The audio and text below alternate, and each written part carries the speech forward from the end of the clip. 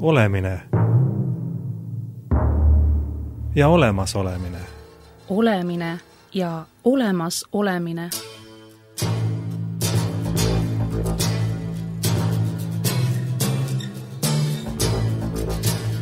Olemine ja olemasolemine.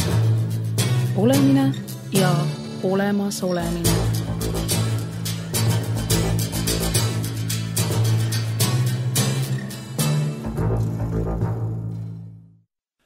Tervist, stuudios on Einar Laigna.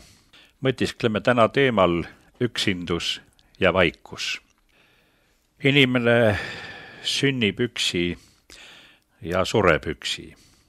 Ehkki mitmetes kultuurides ka surmamoment on sotsiaalne sündmus, surivoodile kogunevad omaksed, perekonnaliikmed, aga ka lähikonnast kõik, et see on samuti sotsiaalne akt.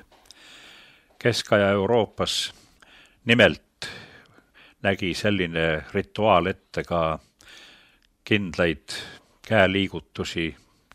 See oli ühiskondlik akt koos või teiste juures olles, kuid sellest hoolimata inimene sureb üksi. Sotsiaalse olendina vajab siis inimene teisi inimesi. Tema kujunemine inimeseks toimub koos teistega teiste hulgas. Inimene on sotsiaalne olend, see on selge. Kuid teisalt on inimene indiviid oma eneseteadvusega ja see, mis toimub selle inimese sees, selle inimese mõtted, tema suhted kõikide tema ümber olevate teiste inimestega, paikkonnaga, loodusega, maailmaga, kosmosega, Jumalaga. See tähendab seda, et inimene peab ka olema üksi ja mõtisklema teatud asjadest täiesti üksi. Seega kõikides kultuurides, kes seda nime välja kannatavad, on alati jaotus ja inimesel on võimalik oma aeg olla teiste hulgas koos teistega ja kindlasti vajab ta niisugust hetke, niisugust aega, niisugust olemist, kus ta on ainult üksi iseendaga. Nüüd, kui me küsime ja vaatame minevikku, me teame, et tehnika areng ja tootlike jõudude areng on olnud tõesti viimasel 200 aastal hämmastav. Aga sellega seoses küsimus, miks inimesel on üha vähem aega iseenda jaoks, järelikult üha vähem aega selleks, et tegelikult tajuda, mõtelda, mida tähendab inimolendiks olemine. Kes on inimene? Kes me oleme? Milleks me oleme? Nii et kui kõik need vahendid, mida luues inimene alati lootis, et siis, nagu me mäletame, nõukogude ajal, kui oli unelm kommunismist, unelm helgest tulevikust, see unelm ei kao inimestel kunagi, aga selle unelma juurde kuulus alati üks ütelus, et kui masinad ja seadmed ja tehnika ja kõik võtavad nii palju tööd inimeselt üle, siis inimesel jääb üha rohkem aega. Ja nagu siis seda öeldi, kultuuriliseks, eneseharimiseks, harrastusteks, kõigeks selleks, mis siis peab inimesele andma selle individuaalse kvaliteedi ja ulatuvuse. Ja ometi me näeme, et midagi vastupidist toimub, aeg kaob inimese käest ära, aeg on inimese käest ära võetud ja kõik need vahendid, mida me oleme ju tegelikult välja mõtelnud ja looduse seadusi tundma õppinud ja leiutanud, milles inimene on ilmutanud erakordset leidlikkust, hämmastavat leidlikkust, tehnilist leidlikkust, et kõik see tõepoolest ühelt poolt teenib meid, aga teisalt kogu selle masinavärgi käigus on hoidmine, võtab ka inimeselt kõik tema aja ja seob teda samal ajal. Nii et nagu näha, me ei saa siin maailmas korraga kõiki asju, vaid see maailm on kuidagi kitsi oma seadustes ja see tähendab, et me saame kas ühte ja selle arvel peame loobuma millestki teisest või mis siis kellegile oluline on. selge on see, et kõige parem seisund inimesele on ja kõige väärikam on sõltumatus. Sõltumatus tähendab seda, et sul on võimalikult palju võimalik olla sina ise.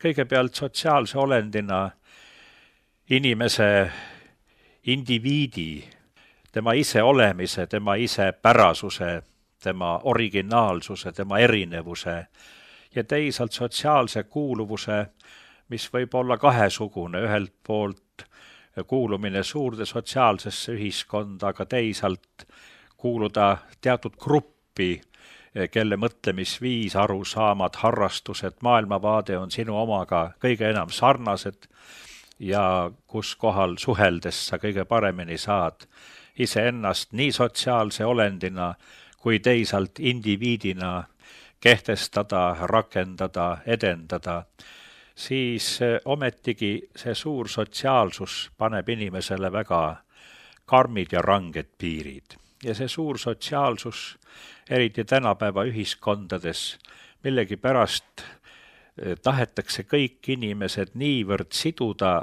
et inimesel ei oleks individuaalset vabadust ülearu, ehk teisisõnu, kaasaja ühiskond taunib, vihkab, lausa peaaegu ei salli vaba inimest, kes on võimalikult sõltumatu. Sõltumatus on siin maailmas paraku pigem vähenenud pidevalt, nii nagu ka isikuvabadused, nii et arvata, et maailmas sotsiaalne ühiskond on liikunud üksikindiviidi sõltumatuse ja vabaduse suunas, on täielik pettekujutlus, tegelikult see, mis toimub, on vastupidine. See on mingi massinimese kujundamine, standardiseeritud inimese kujundamine, kes kõike, mis ta tarbib, on standardiseeritud ja üldine, ehk nagu nüüd öeldakse tihti, trendid, moed määravad kõike ja inimesel endal ei ole nagu seal midagi suurt otsustada. Aga vaatame mõningaid üksinduse liike, mis inimesel on. Kõigepealt bioloogiline üksindus. Väike laps, kes peab palju üksi olema, temal on igatsus olla koos vanematega. Vanemad tagavad talle turvalisuse, kindlustunde. Nad ei peagi olema väga ligistikku koos, aga kui nad kodus on, siis juba laps tunneb, et kõik on korras. Ema on kodus, isa on kodus või vähemalt mingist kellaajast tulevad.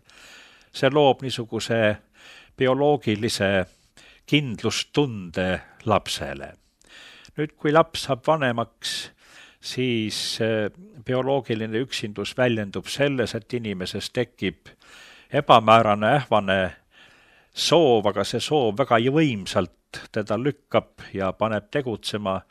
See on siis see tantsupidude aeg või see, kus inimene hakkab saama ja saab suguküpseks ja temas on looduse seaduslikult juba sisse pandud see vajadus leida omale liigis siis teine soopool.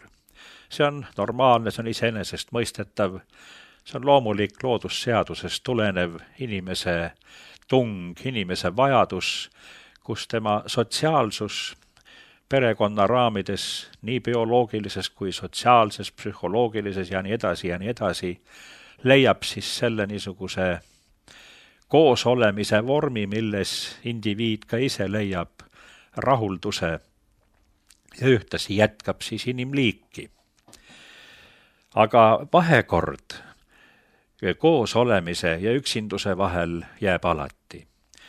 Me teame niisugusi kultuure, tänapäeval näiteks on hea võrrelda äärmise individualismini liikunud lääne tsivilisatsiooni ja kui praeguses kokkupuutes islami maailmaga, kus on väga tugev kollektivism ja nimelt perekonna tasandil, kus perekond on väga kõrges hinnas, perekond on kõige tähtsam, üksik indiviid tunneb ennast nagu puu küljest eraldatud oksana, kui ta ei kuulu perekonda.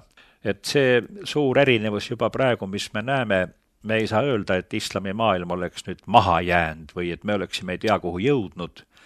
Kõiki asju võib vaadata kahelt poolt, me võime ka vaadata seda, et lääne tsivilisatsioonis on toimunud võõrandumisprotsess, atomiseerumisprotsess ja see inimese üksindus on juba päris traagiline ja see on ka üks põhjus, miks lääne tsivilisatsioonis on see inimese sotsiaalne üksindus on see, mis tõukab teda alkoholismi, tarvitama narkootilisi aineid, tegema enesetappe, see põhjustab stressi, nii et tegelikult võiks öelda, et kui inimene on perekonna sotsiaalsest kaitsest ilma jäetud, siis seda laadi üksindus on talle traagiline ja seda laadi üksindus on talle ohtlik.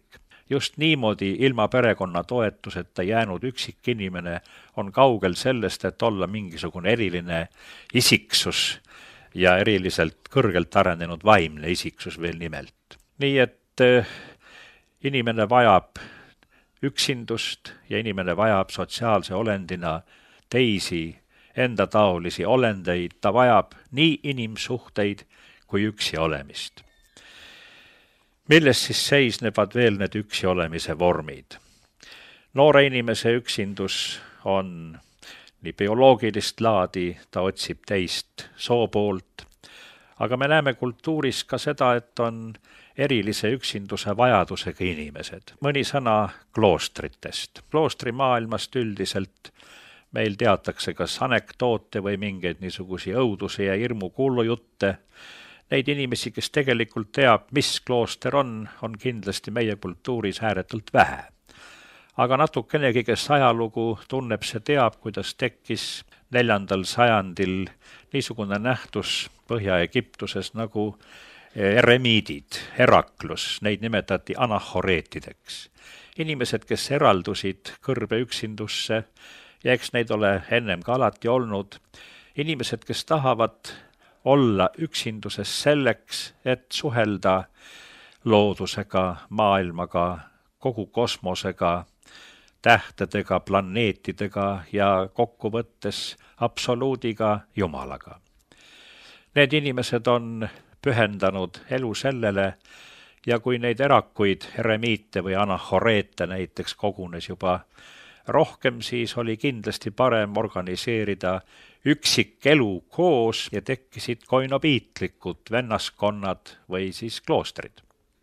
Kloostri elus inimene on ideaalses vahekorras selles, mis puudutab sotsiaalsust ja eraklikkust ja üksi olemist.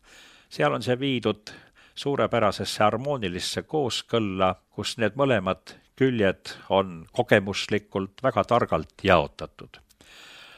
Nii teistega kooselu ja kindlasti teistega arvestamine ja miks on kloostri elu tähtis just isiksuse arenemisele, nimelt sellepärast, et kui inimene on täielikus üksinduses eremiidina ja puuduvad sotsiaalsed suhted, siis just nimelt sotsiaalsete suhete valdkonnas lihvitakse välja ka inimese isiksus, sest sinna juurde kuuluvad need sotsiaalsed omadused, kuidas suhelda teistega, kuidas arvestada teisega, kuidas suhtud sa üldse teise indiviidi, teise olendisse, missugused need kujunevad vahekorrad, missugused osatakse hoida oma emotsioonide maailma ja negatiivseid emotsioone.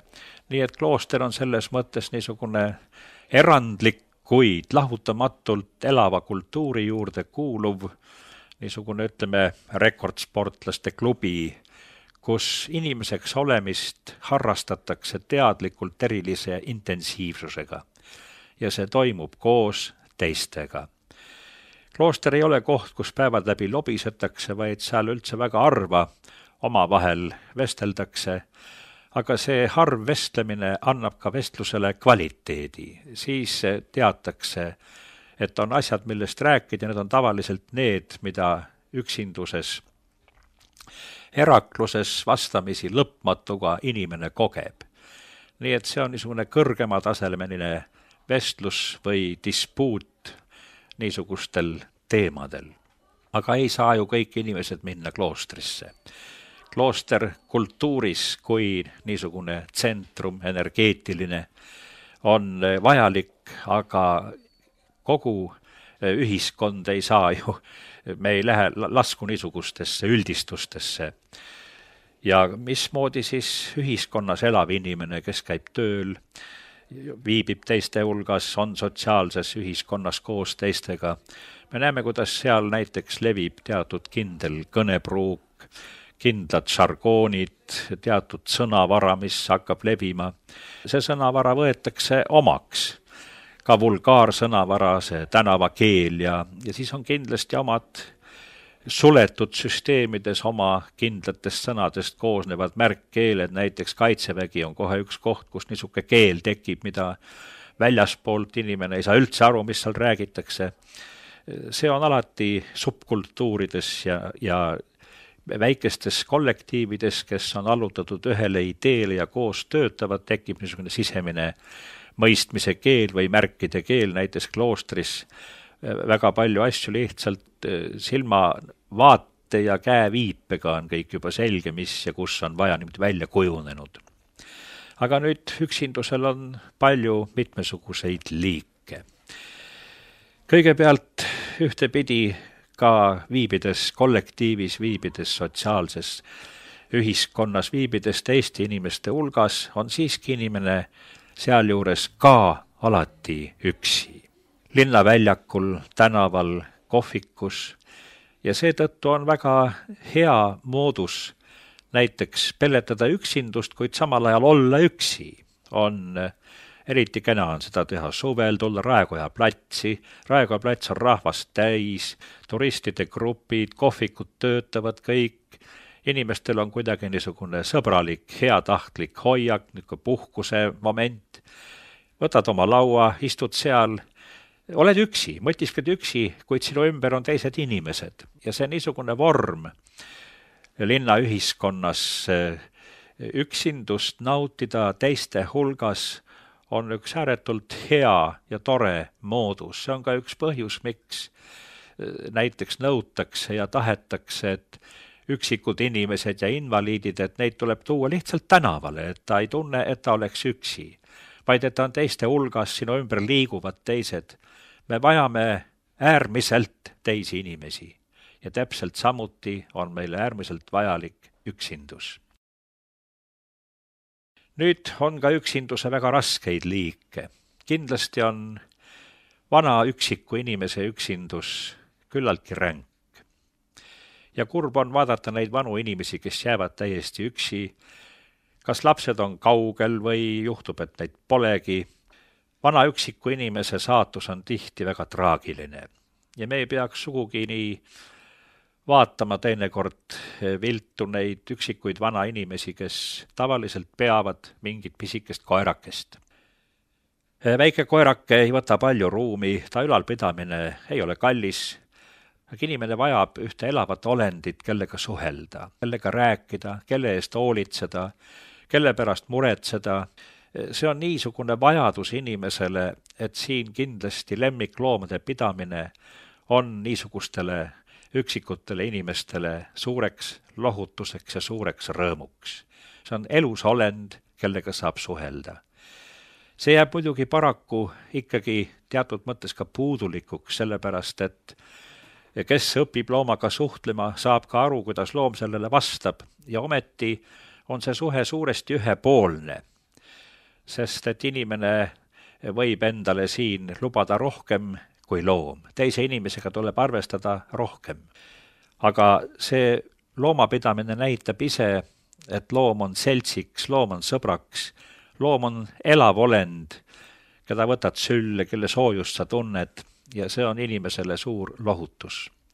Aga miks siis nii paljud inimesed siin maailmas kardavad üksindust? Miks tänapäeva inimene kardab vaikust? On vanadest aegadest teada, et mõõt, üksinduse ja vaikuse mõõt, mida inimene on suuteline taluma, on ühtlasi tema vaimse isiksuse arengutaseme mõõdupuu või näitaja, nagu see ütelus meil tänapäeval ka on. Mida enam inimene suudab ja tahab olla üksi ja talub vaikust või vajab vaikust, seda peenenenum on inimese psüühika ja vaimuelu. Praegune elu on ühelt poolt lärmakas lihtsalt seetõttu, et ta on ka paratamatu. aga on olemas niisugune lärm, mis võiks väga vabalt mitte olla. Ja me näeme seda selles, et vaikseid kohti on väga vähe või peaaegu vaata, et ei jäägi. Võtame kohvikud, baarid, kuhu me läheme, seal tavaliselt tervitab meid väga agressiivne, pealetükkiv, lärmakas muusika. Isegi teda on raske päris klassikalises mõttes muusikaks nimetada. Miks see peab nii olema, et isegi rääkida on raske teisega? Miks?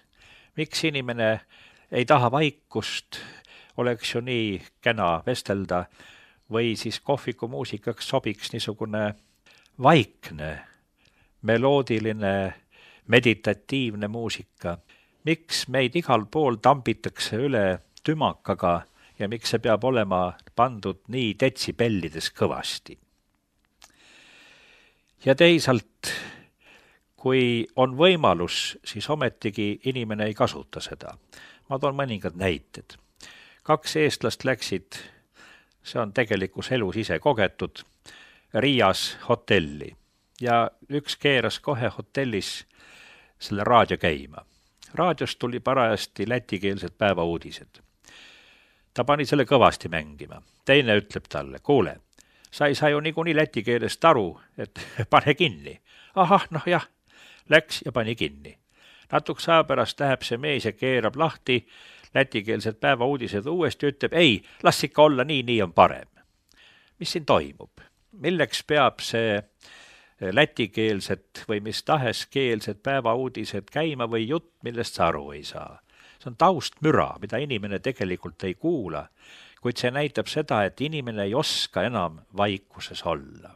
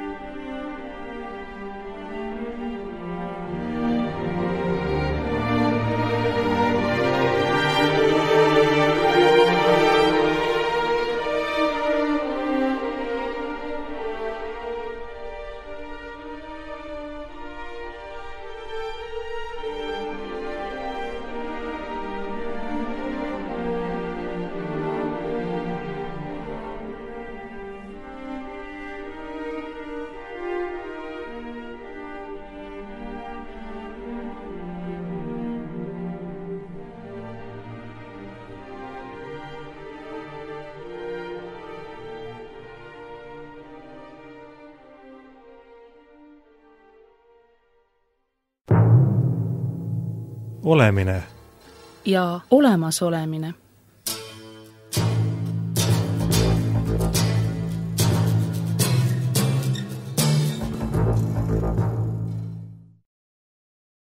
Ma liigun maal ringi ja käin nendes taludes, külades, kus kunagi mäletan, oli petroolilamp, ei olnud elektrit, loomulikult ei telekat, raadioaparaat käis akudega, mida käidi kuskil laadimas, seda kuulati harva ja vähe ja oli palju vaikust.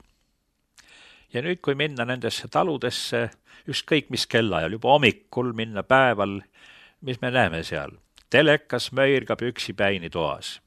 Perenaine toimetab köögis, ta ei vaata televiisorit. Ta ei kuule ka, mis seal on. Aga mine ja proovi ainult ja pane see vaikselt kinni. Õige ruttu ta tuleb ja paneb selle uuesti käima ja läheb, hakkab köögis uuesti toimetama ja jälle ta ei vaata ega kuula.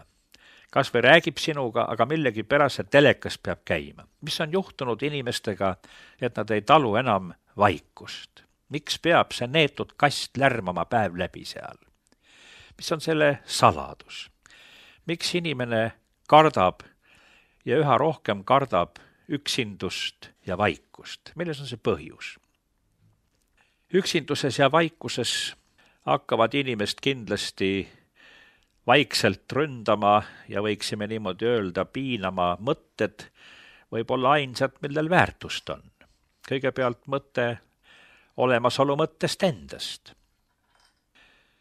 Inimene hakkab kuulama ka oma sisemist häält. Kui teha proovi inimestega, ja ma olen seda proovi korduvalt teinud, et juhatad ekskursiooni kloostriruumides, Vana-Tallinnas kuskil, ja need vanad vaiksed ruumid, olles teinud ringi ja andnud vajalikke seletusi, on huvitav teha alati üks harjutus. Nii et nüüd, kallid inimesed, te teate kõik, et 1 minut aega igapäevases elus ei ole üldse aeg. Tööd tehes, vesteldes läheb see aeg märkamatult kohutava kiiruga. 1 minut, see ei ole üldse mingi aeg. Ja nüüd teeme proovi ja saame teada, et 1 minut võib olla piinavalt pikk. Nüüd valmistage ennast selleks, et me 1 minuti seisame täiesti liikumatult, täiesti vaikselt. Ja siis, kui on inimestele antud aega ennast sättida selleks ja valmistuda, siis öeldakse, valmistuda, alustame. Ja nüüd hakkavad sekundid jooksma. Ja huvitav, et grupid 10 või 20 inimest, siis mitte kunagi veel ei ole saavutanud seda, et kõik inimesed selle aja tõesti nii vaikselt seisaks, et äärmisel juhul võiks vaikset hingamist kuulata. Juba üks niheleb, teine niheleb. Juba 3 sahistab oma nailonriietega. Ei saa inimesed 1 minutit liikumatult vaikselt seista. Ainult 1 minut, see on nii pisike aeg. Kui inimene suudab seista 3 minutit, siis välised hääled lakkavad ja inimene hakkab kuulma oma sees imelikke hääli. Veri kohiseb soontes, süda tuksub, oma pulssi hakkab inimene kuulma. See on väga huvitav kogemus. Mida inimene siis kogeks? Ma tooks ühe näite sellest, kuidas Armeenias Horvi Rapi kloostri kiriku põrandast läheb niisugune sügav šaht alla, sügaval maa all mitukümmend meetrit, püstloodis raudredel on koobas. Selles koopas elas algsajanditel Armeenia valgustaja Grigori Fotistes. Ta oli seal 17 aastat. Ja sealt, kui ta siis välja sai, sellest vangistusest sai temast Armeenia valgustaja, Grigori Lussovoritš valgustaja. Nüüd sinna alla minnes, seal põleb lambike, ja seal on täielik vaikus, see on maa all, Ararati mäe jalavil, kes saab, mingu ja proovigu. Ja nüüd seal all, kui seista seinanajale nii toetades ja 20 minutit inimene suudab olla nii, et täielikus vaikuses, siis see on hämmastav, mida ta kogeb. Ja see on ka ainult 20 minutit. Aga see, kes suudab niimoodi tunde olla, tajub seda, et aja taju kaob ära. Ja mida kauem ta niiviisi on, seda enam ei tunne enam aja minemist või aja möödumist, vaid muutub niisuguseks ajatuseks. Ja see, mida siis inimene seal kogeb, niisuguses vaikuses, seda väga raske sõnades edasi anda, mida siis inimene kogeb. Inimese sisehäält, iseendaga koos olemine muutub samal ajal suhtluseks kosmosega, universumiga, absoluudiga, absoluut, mida me teinekord pahandava sõnaga nimetame Jumal, et mida see tähendab tegelikult. Ja siit saame ka aru, miks siis see tänapäeva massinimene eraldab ju enda selle tõttu, et ta ei saa olla üksi, ta ei saa olla vaikuses, ta ei kuule ei oma sisemist häält, ta ei oska iseendaga olla, ta kardab iseendaga olla, ta kardab seda, mis tema seest välja tuleb. Ta kardab neid küsimusi, mis siis tekivad, ja need on ontoloogilised küsimused, need on küsimused inimese olemisest, inimese olemise mõttest, olemise tähendusest. Ja siis, kui inimene tuleb välja sealt Horvirapi koopast või vaikusest kuskil, siis ta näeb hoopis teise pilguga ju kõike, ta nagu eemaldub igapäevase elu toimingutest, asjadest, tegemistest, ta distantseerub. Ja see distantseerumine on inimesele just nimelt kui sotsiaalsele olendile väga ja väga vajalik. Mis see distantseerumine iseendast tähendab? Nagu iga asja tuleb vaadata tihti ju teatud vahemaa pealt, teatud kauguselt. On vaja distantsi, et asja õieti näha. Väga häiriv ja silma tappev on näiteks, kui filmis näidatakse suurelt ligidalt üksikuid detaile, kuid kunagi ei näidata piisavas õiges kauguses tervikut. Huvitav tähelepanek, et millegipärast väga sageli seda ilusat tervikut õigest kaugusest nagu ei tahetakski näidata, vaid niimoodi suurelt detaili ja detail eraldi ju ei anna alati õiget pilti, kui me ei näe teda koos kogu tervikuga. Tähendab, mingi terviku kartus on. Nüüd, kui me distantseerume, siis distantseerumine tähendab, et me näeme distantsi pealt ja väga paljud asjad, mis silma ees paistavad suured, distantsi pealt vaadates on neil kas siis õige suurus või paistavad väiksemad. Nii on hea teha elumuredega, eluprobleemidega, eemaldumine, distantseerumine ja üksindus ja vaikus on koht, kus inimene distantseerub. Selle tõttu on hea ka ruumiline distantseerumine kuskile. Et kogu seda problemaatikat, mida elu meile iga päev ette toob, teatud distantsi pealt, vaikuses, üksinduses läbi vaadata, läbi katsuda. Ja kui tihti juhtub siis ju seda, et see, mis silma ees on suur ja ähvardav, õiges kauguses, on ta omas õiges suuruses ja ei ole seda enam. Seepärast inimesel kui isiksusel on vältimatu nii sotsiaalsed suhted, kus ta realiseerib oma isiku sotsiaalsete suhete läbi, kuid teisalt selleks, et isiksuseks kujuneda, vajab ta üksindust ja vaikust.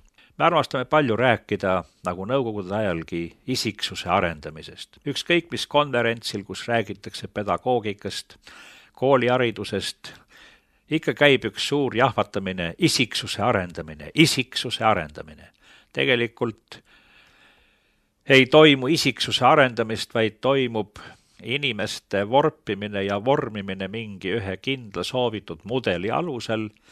Sellel suurel mudelil on oma väikesed niisugused erinev variandid, aga tegelikult see on kõik üks ja seesama vorm. Ja massajastu ja massinimene ja masstootmise, ehk nagu me ütleme seda masside ajastu asemel demokraatia ajastu ei saagi taluda isiksust, sellepärast et isiksus ja mass ei taha kõige paremini kokku sobida. Ja mis on siis massiteadvus? Massiteadvus on see, et hulgateadvus, seal kaotab inimene oma individuaalse eneseteadvuse. Ta ei käitu enam nii, nagu ta ise käituks üksi olles või see käitumine oleks tuletatud tema enda mõtlemise, hariduse ja teadmise tulemusel ja sellel tasandil, vaid massinimene käitub niimoodi, nagu mass on manipuleeritud käituma. Ja seetõttu, kui me vaatame suuri neid rahvakogunemisi ükskõik mis riigis, ükskõik mis poliitilise võimu ajal, ükskõik millal ja ükskõik kus, siis me näeme, et seda ühte ja sama massi võib panna kooris ühtemoodi käsi viibutama ja lehvitama ja karjuma ükskõik kellele, tekib psühholoogiline hulk ja see, kes seda massi oskab manipuleerida, siis üks ja seesama mass võib väga lühikese ajaga täna rääkida ühte ja homme teist, et see on täiesti ükskõik, millega ta kaasa läheb. Indiviid, isiksus on see, kes massis viibides säilitab isikliku eneseteadvuse. Mul oli võimalus jälgida kord ühe mingi Eesti koolitaja, kes nii Ameerika stiilis siin mingeid koolitusi teeb, kuidas toimib see massiga manipuleerimine. Saali täis inimesi, keegi ei julge ja seal oli huvitav ka jälgida iseennast, et kui palju ma neid asju teen kaasa lihtsalt viisakusest või sellest, et ei sobi nii jäigalt ja järsult lihtsalt välja marssida, teiselt poolt oli ka huvitav jälgida, mis toimub. Et siis kuidasmoodi inimesi on võimalik panna seal minu pärast kas või lahti riietama ennast või ronima jalgupidi toolidele või tegema asju, mida üksikult olles inimene kunagi ei tee.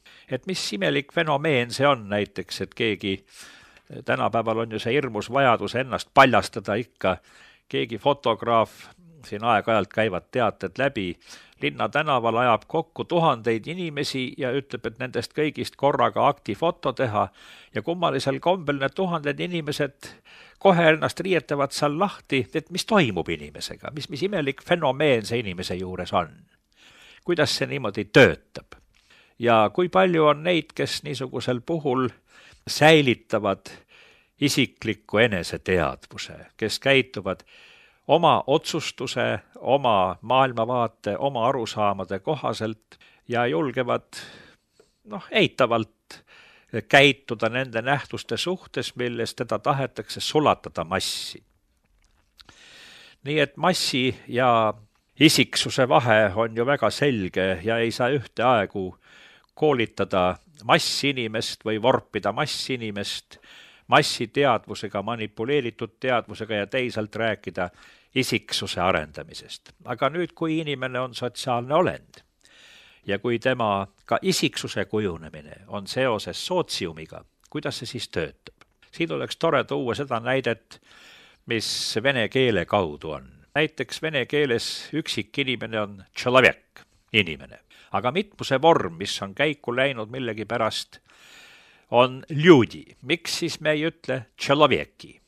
Kui mina õppisin algkoolis, väga hea vene keele õpetaja oli, aga kui ta rääkis sellest, et ei tohi človeki öelda, läks ta kuidagi väga näost punaseks, vihaseks, ta hakkas lausa sülge pritsima. Ma teadsin, et ta oli veendunud ja tulihingeline kommunist, selle sõna heas mõttes niisugune tõsine kommunist ja ideeline. Et milles siis asi on, see kuidagi torkas silma, et kuidagi see reageering oli imelik. Hiljem ma sain aru, milles asi on. Vene õigeusu kirikus ei ole sõna ljudi, seal on človek ja mitmuse vorm on človeki. Ahah, nüüd on selge, milles asi on. Ljudi on mass ja venekeelne sõna ljut ongi halvustav nimetus, niisugune, alamat klassi või alamat liiki rahva kohta või isegi rahva rämps või nii, ljut. Aga človeki on niisugune mitmus, niisugune sootsium, niisugune inimeste kogumik, keda ühendab ühine idee, ühine usk, ühine isamaa, kuid kes jäävad teiste hulgas olles inimesteks. See tähendab indiviidideks, kellel on individuaalne otsustus, individuaalne vastutus. Kanname selle eesti keelde üle, eks kiriklik kogudus ongi üks niisugune koht, kus eriti teravdatud kujul inimeste omavahelised sotsiaalsed suhted on tähelepanu all ja need on need suhted, mille õpetamine on nagu üks väga oluline osa kiriklikus kuulutuses.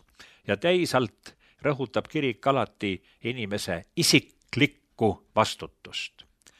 Nii et võiks siis öelda, et ajaloos nii ida kui lääne kultuuri suurtes haarmetes, nii kui islamikultuuris, nii kristlikus kultuuris, see sootsiumi ja üksiku indiviidi vaheline tasakaal on suudetud siiski luua.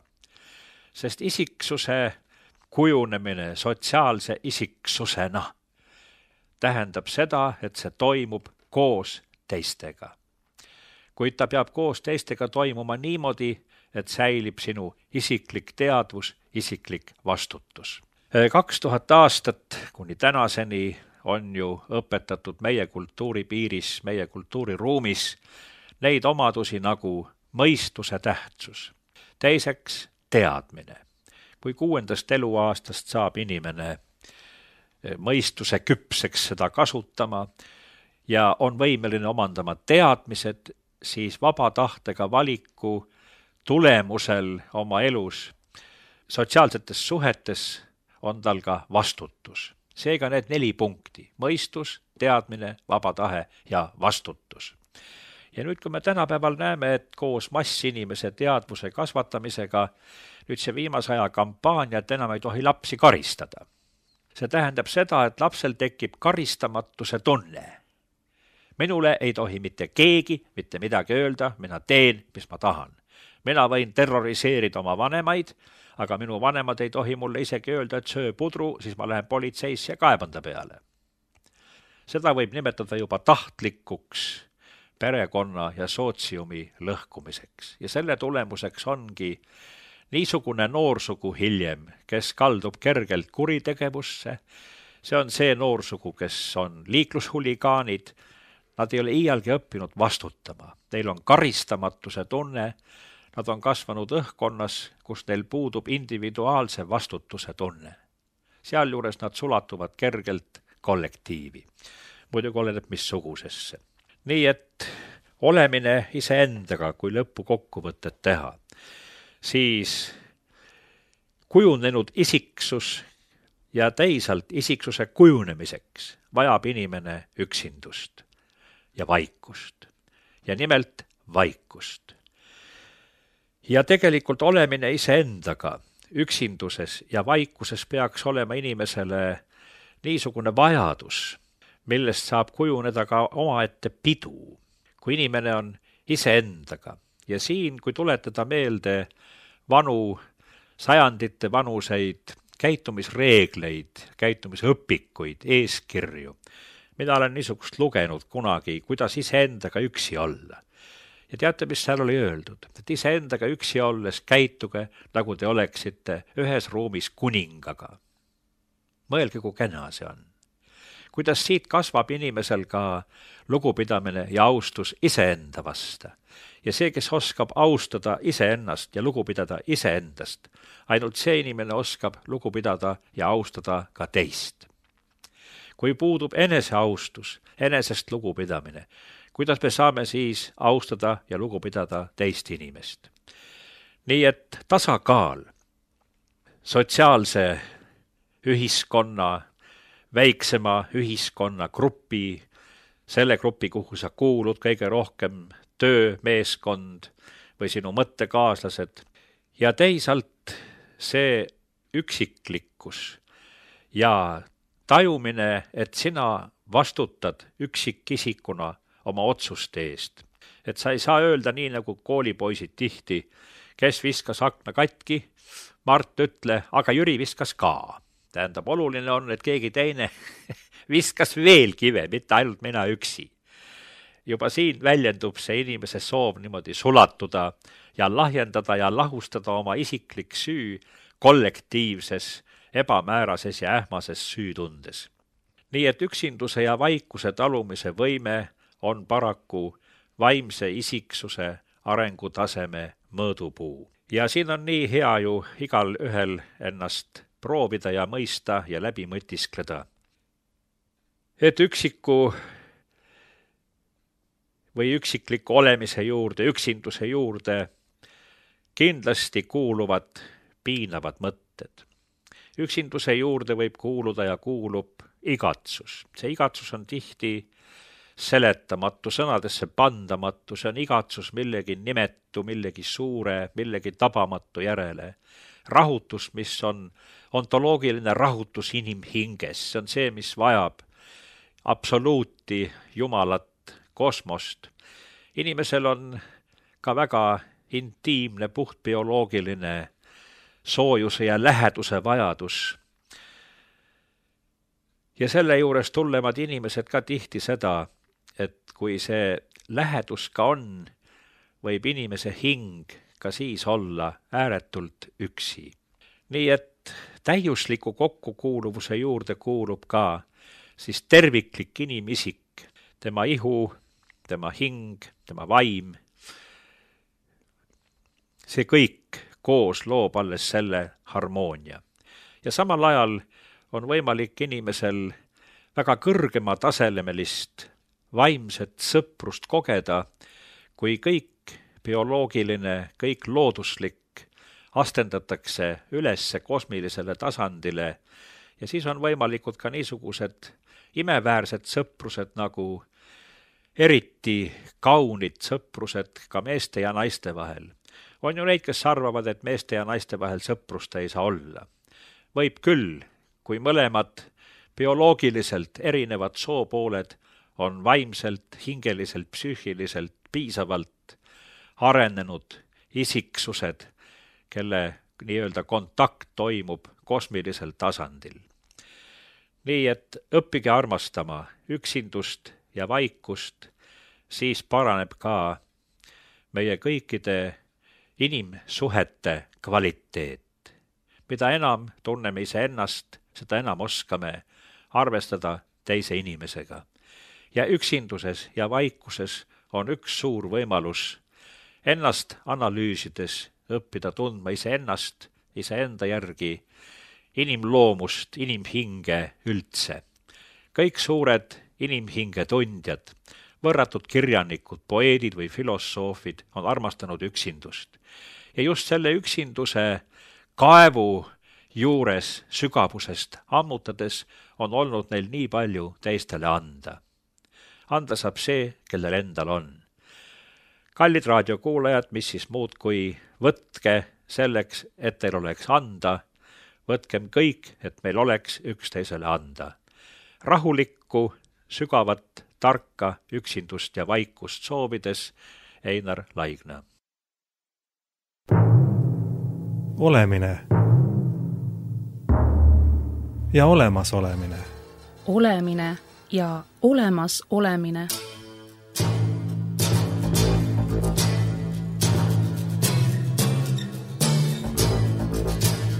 Olemine ja olemas olemine. Olemine ja olemas olemine.